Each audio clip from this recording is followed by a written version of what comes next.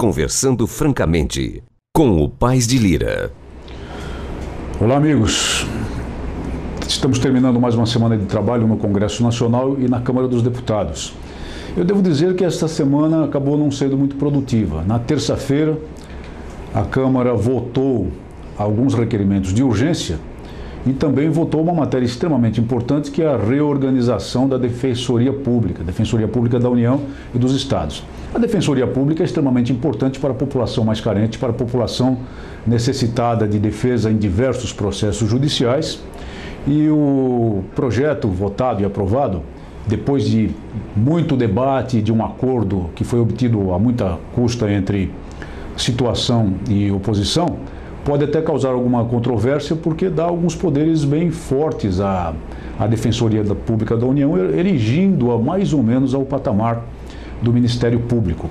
Mas, pelo menos, acredita-se que o texto geral do projeto de lei tenha resultado em uma boa lei para a sociedade brasileira. Mas foi só, porque no dia seguinte, infelizmente, houve a morte do deputado Pinotti, de São Paulo, e com o luto no Congresso Nacional, na quarta-feira não houve trabalhos deliberativos, nem no plenário e nem nas comissões. Praticamente a Câmara e o Senado ficaram paralisados. Na quinta-feira foi convocada uma sessão deliberativa extraordinária para suprir a votação não ocorrida na quarta-feira, mas por razões diversas não houve quórum para os trabalhos deliberativos, para entrar em pauta a ordem do dia, de maneira que esse foi o resultado. Entretanto, é importante destacar algumas atividades, especialmente as atividades relacionadas ao meu gabinete. Do final da semana passada e dessa semana ainda. Estive em visita à Academia da Força Aérea, em Pirassununga, acompanhado de uma comissão de parlamentares, para conhecer mais em profundidade o trabalho de formação dos oficiais da Força Aérea Brasileira e os intendentes e infantes da Aeronáutica. E constatei, como em outras atividades estratégicas do país, que existe muita dedicação, muito profissionalismo, muita dedicação ao cumprimento do dever por parte do corpo de instrutores, dos comandantes, muita vibração por parte dos cadetes, mas a academia se ressente de algumas carências materiais relacionadas ao equipamento de voo e de treinamento.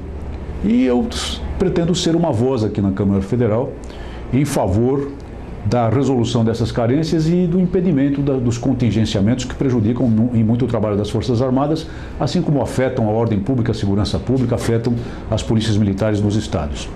Eu estive também aproveitando aquele evento em visita ao município de Limeira, onde tive a oportunidade, recebido fraternalmente pelo Tenente Coronel Ferreira, por seus oficiais, o Capitão Colombo, da minha querida Pirassununga em particular, tive a oportunidade de proferir uma palestra ao corpo de oficiais. E falei sobre um projeto político da Polícia Militar que é bastante viável e no qual eu insisto muito, que é o de conseguir representatividade verdadeira para as polícias militares. O que é, na minha opinião, a representatividade verdadeira? É elegermos as Assembleias Legislativas e a Câmara Federal representantes saídos das fileiras da instituição, das polícias militares e dos corpos de bombeiros militares. E nós podemos fazer isso se nos mobilizarmos, especialmente no estado de São Paulo, que será um exemplo para o país inteiro. A instituição permanece rigorosamente no seu rumo constitucional, no cumprimento de sua missão institucional.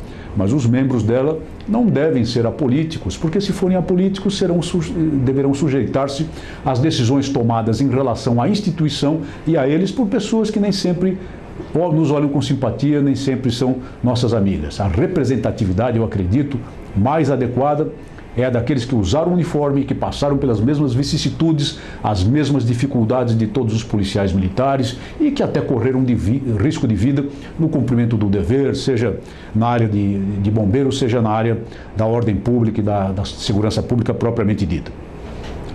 Um tema que provocou um debate candente de minha parte com alguns membros da Comissão de Direitos Humanos é novamente relacionado aos direitos indígenas. Houve uma sessão que tratou desse assunto num tema menor, que é o do apoio aos indígenas que vêm a Brasília em busca de tratamento ou de resolução de problemas de suas aldeias e acabam sendo recebidos de modo precário.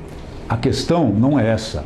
A questão é que ainda o Brasil tutela os seus indígenas, quando, no meu modo de entender, O nosso país deveria caminhar para favorecer a autonomia dos indígenas, a autonomia das populações indígenas, das etnias indígenas, de todas as tribos, para que, com o desenvolvimento integrado e harmônico com toda a sociedade, com o convívio do indígena com as pessoas de outras etnias, se favorecesse o desenvolvimento dessa gente, a fim de que ela não precisasse desses apoios que são, na verdade, tutelares, que são na verdade, apoios assistencialistas que em nada promovem essa gente, pelo contrário, a tornam dependente para todo o futuro. Nós precisamos mudar isso e eu lutarei para fazê-lo. Nós tínhamos uma audiência pública muito importante que teve de ser, infelizmente, cancelada por causa do luto pela morte do deputado Pinotti, que é relacionada com o Estatuto da Segurança Privada. Mas por que o Estatuto da Segurança Privada? Porque o texto apresentado pelo Executivo e os diversos textos apresentados por parlamentares ao longo do tempo impactam a segurança pública. Na verdade, o Estatuto da Segurança Privada pretende, os textos apresentados, pretendem invadir parte das atribuições da área de segurança pública e também afetam os policiais militares e bombeiros militares ao tentar criminalizar as atividades extraprofissionais de segurança ou de bombeiros. E isso, a meu ver, é completamente indevido e desnecessário, porque já existem os estatutos disciplinares que proscrevem essas atividades e as punem com muito rigor. Será que eu preciso citar a vocês, meus amigos, o caso de São Paulo, em que o nosso regulamento disciplinar é muito forte, pune como infração grave o bico, e na reincidência ou em situações mais impactantes, sob o ponto de vista social, podem até levar à demissão do policial militar? Já basta. Não há necessidade de massacrar policiais com disposições desse tipo. A audiência não aconteceu, mas ela foi remarcada para 12 de agosto e nós estaremos lá. E mais, pretendo apresentar um substitutivo completo para reformular todos esses pontos e levar à comissão um projeto que possa ser votado de acordo com o interesse da sociedade, sim, de acordo com o interesse da regulamentação da profissão de segurança privada, sim, mas com respeito à área de segurança pública e sem tentar massacrar policiais que às vezes vão ao bico não porque querem, porque gostem, mas por necessidade de sobrevivência. Algumas pessoas estranharam que na sessão de terça-feira eu votei contra todos os requerimentos de urgência, meus amigos. Houve um caso até em que eu fui o único voto contra um requerimento de urgência em matéria a ser votada brevemente sobre a reforma, não se pode dizer reforma, o remendo eleitoral para valer para as eleições de 2010. Por que faço isso? Por uma razão muito simples. Com todos os requerimentos de urgência que são apresentados pelo Colégio de Líderes, acontece que os deputados, para usar uma expressão popular, a raia miúda, vão ficando sem oportunidade de ver os seus projetos de lei votados e aprovados ou não pelo plenário da Casa. Eles vão sendo atropelados pelas urgências que são determinadas pelo Colégio de Líderes ou são determinadas por deputados com maior influência na Casa. Essa é uma realidade nua e crua que tem que ser comentada. Eu me oponho a isso e pretendo me opor através de um projeto de resolução modificando o regimento interno ou mesmo a Constituição da República através, aí no caso, de uma proposta de emenda constitucional. Votei simbolicamente, votei para marcar posição e pretendo marcá-la frequentemente nesse sentido. Portanto, não estranhem os meus votos contra requerimentos de urgência. Apresentei também um projeto extremamente importante que modifica o Código Eleitoral no artigo 109, manifestamente inconstitucional, que prejudica candidaturas pequenas, prejudica candidaturas de partidos pequenos e prejudicou a mim muito seriamente em outubro de 2006, quando eu fui considerado eleito, fui declarado eleito, como é de seu conhecimento, e depois fui deseleito, por assim dizer. Eu conheço essa expressão, talvez um caso único na história. Espero ter o apoio nesse remendo eleitoral para a aprovação da minha proposição. Fui condecorado ontem com a medalha do bicentenário Dom Pedro II do Corpo de Bombeiros, o que muito me honrou e estabelece um vínculo muito forte de relacionamento entre o meu gabinete e o Corpo de Bombeiros Militar do Distrito Federal. Continua a repercutir muito favoravelmente o debate que tive com o ministro Carlos Mink, que participou, como já disse, da Marcha da Maconha e fez apologia ao crime, e isso mobilizou mesmo as pessoas em favor de uma posição contra tais investidas por parte de pessoas que têm poder, como o ministro Carlos Mink.